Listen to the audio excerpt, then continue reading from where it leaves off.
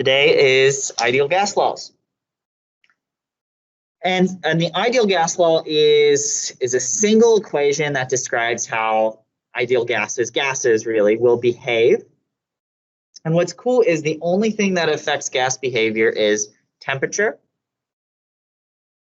which tells us about the speed, the energy of the molecules.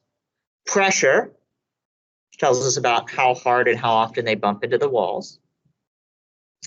Volume of the container they're in liters. And number of moles, how many particles there are. And so from our Charles law, our Boyle's law, our Gay-Lussac's law, and there's also one other law called Avogadro's law, which we didn't cover. We combine them all into one, we get the ideal gas law. And I went through your blend spaces, not blend spaces, what was I going to say?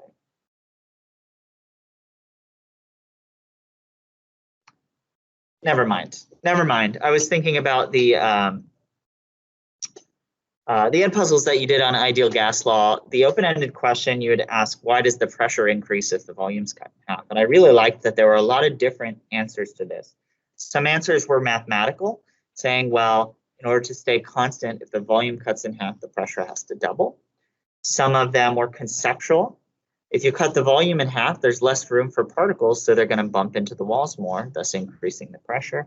And so that was really cool.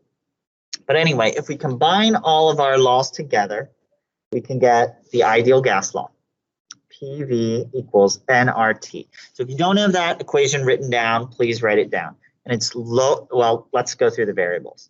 Capital P is pressure, which is force per unit area on the surface of the container or on a surface. And remember, units for pressure are atmospheres, kilopascals. Sometimes we might see millimeters of mercury or torr. Usually kilopascals are atmosphere. We measure pressure using a barometer, which is a pressure gauge. Barometric pressure is something you might hear about on the Weather Channel. It's just the pressure of the air. Capital V is volume, which is the amount of space something takes up. We measure volume in liters. In chemistry, we'll measure it using a graduated cylinder. Capital T is temperature, of course, which tells us about the average kinetic energy of the particles in a system. Higher temperature means on average the particles are moving faster. Doesn't tell us about any individual particle, but it does tell us about the average. Kind of like a mean. Thermometer measures temperature. I'm going to skip R for a second. Lowercase n, really it should be lowercase n, is the number of moles. We know what a mole is. It's 6.022 times 10 to the 23 particles. The units are moles. And it's just measured by counting. We know what a mole is. We know what a mole is. So the only new thing here, well, is the variable n for moles, and this letter capital R. Capital R is our ideal gas constant, or our gas constant. It has two values depending on what units we're using. So you need to write both of these down with their units. R equals 0.0821 liters atmospheres per mole Kelvin. But it's also equal to 8.31 liters kilopascals per mole Kelvin. So if we're using kilopascals, we use 8.31. If we're using atmospheres, we use 0.0821.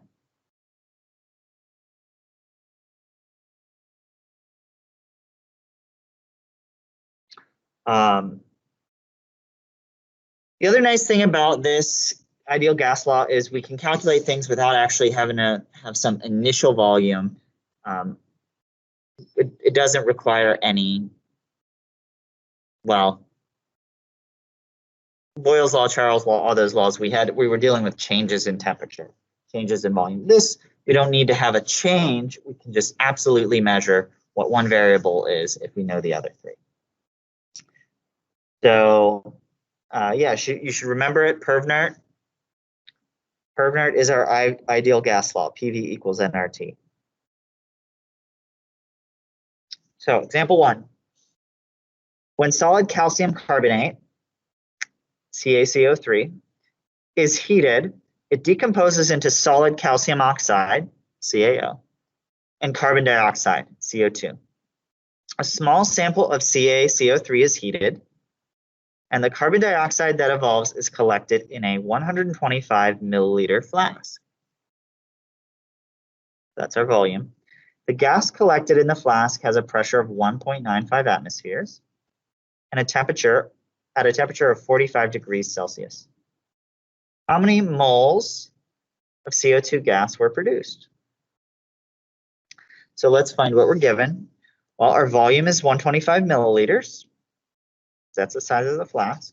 Our pressure is 1.95 atmospheres. And our temperature is 45 degrees Celsius. I would usually write it like V equals P equals T equals. What are we looking for? Our unknown is moles of a gas. So N is going to be our unknown.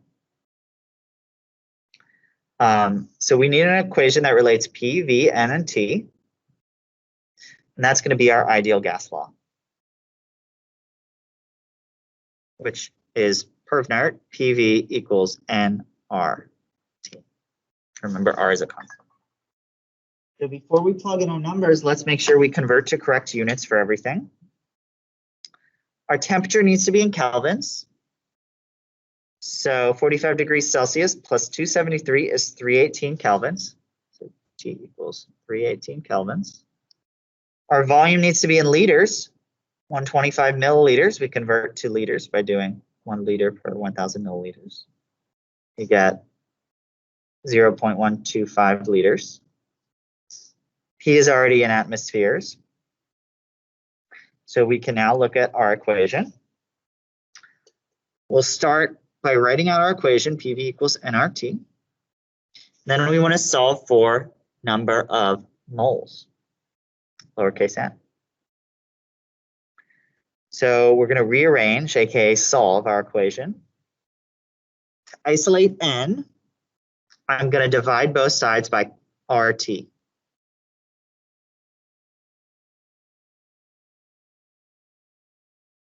RT cancels on the right side. And if I rewrite this now, I have N equals PV over RT. That's what we got down here. Just using our regular algebra rules. So N equals PV over RT. We plug in our numbers, 1.95 atmospheres times 0.125 liters divided by 0.08206 liter atmosphere per mole Kelvin, also divided by 318 Kelvin. We want to make sure our denominator is in parentheses. That'll give us our answer. Oh, let's actually calculate the answer. So I'm going to use a calculator for that. By the way, it's really important here, again, that we're using the correct units for our gas constant. Remember, there are two. There's one with atmospheres that we use if we measure in atmospheres. And that's what we have to use. If we had our pressure in kilopascals, we would have to use the kilopascal version. 1.95 times 0.125 divided by 0.08206 divided by 318. Number of moles is then equal to 9.34 times 10 to the minus 3 moles, or 9.34 millimoles.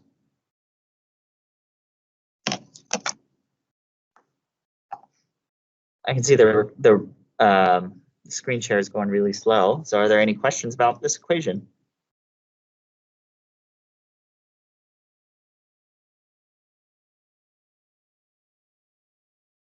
Okay. Let's do one more example and let's go a little bit quicker. Example 2 on slide 6 of the blend space. You fill a rigid metal container with a volume of 20.0 liters with nitrogen gas to a pressure of 197 atmospheres at 28.0 degrees Celsius. How many moles of gas are present in the container? Okay, so we start with our givens.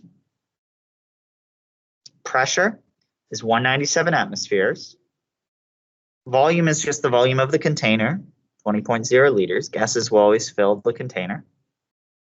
Our unknown is number of moles, lowercase n. Our temperature is 28.0 degrees Celsius. So let's convert it to Kelvin by adding 273, 301.7 kelvins. Our equation is perv nert. PV equals nRT, ideal gas law. And in this case, instead of solving first, we're going to plug in first and then solve. So we get PV equals nRT, 197 atmospheres times 20 liters equals N times R, and we have to use the correct R value, one with atmospheres, 0.0821 liters atmospheres per mole Kelvin times 301 kelvins. And I'm actually going to simplify this and solve this out for you just to make sure. 197 times 20 is 3.94 times 10 to the 3. 3.94 times 10 to the 3. And the units are going to be atmospheres times liters. That's equal to N times 0.0821 times 301.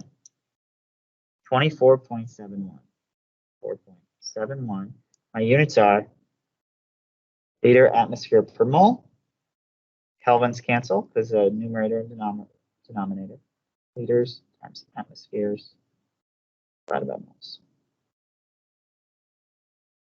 Okay, and now to solve for N, I'm just going to divide both sides by 24.71.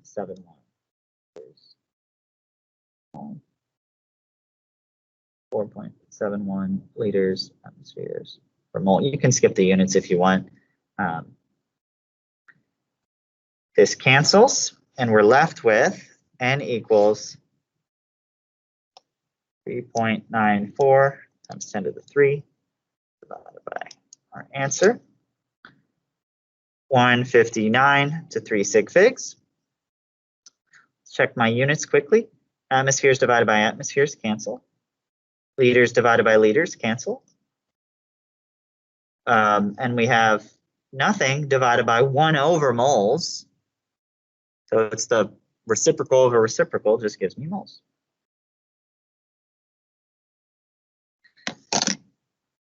Well, any other questions?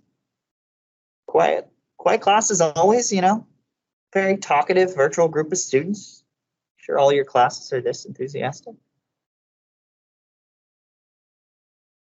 Okay. So I'm going to send you to your groups to do these group practice questions. They are on slide 7 of the blend space. Everybody should do both problems, and then you can check your work against each other.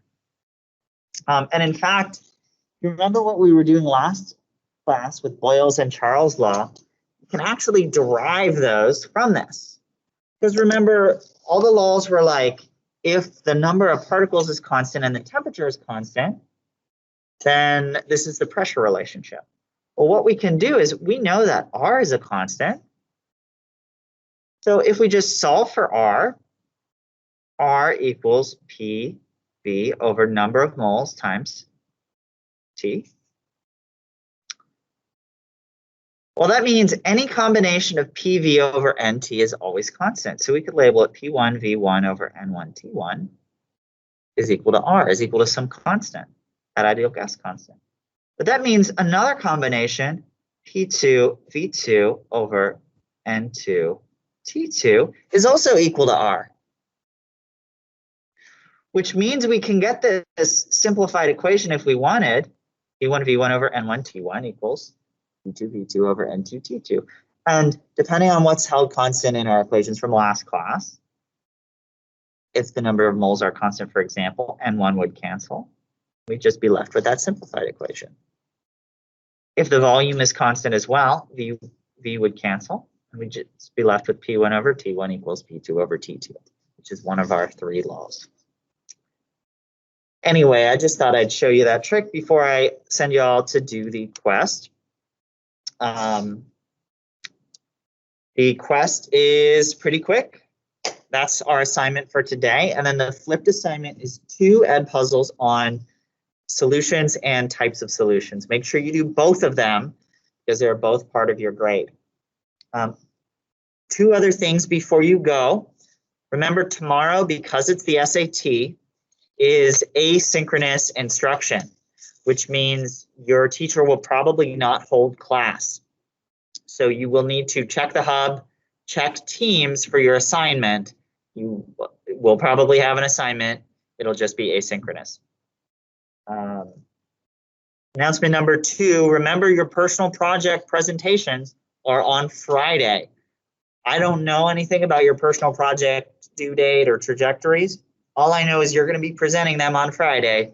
I'm going to be one of the people you're presenting to, depending on who your presenter is. So just keep that in mind. Remember, you'll be presenting for 8 to 10 minutes or so on your project. There are no other questions. Most of you are going to be dismissed. I want to call out a few students and ask them to do something for me, though.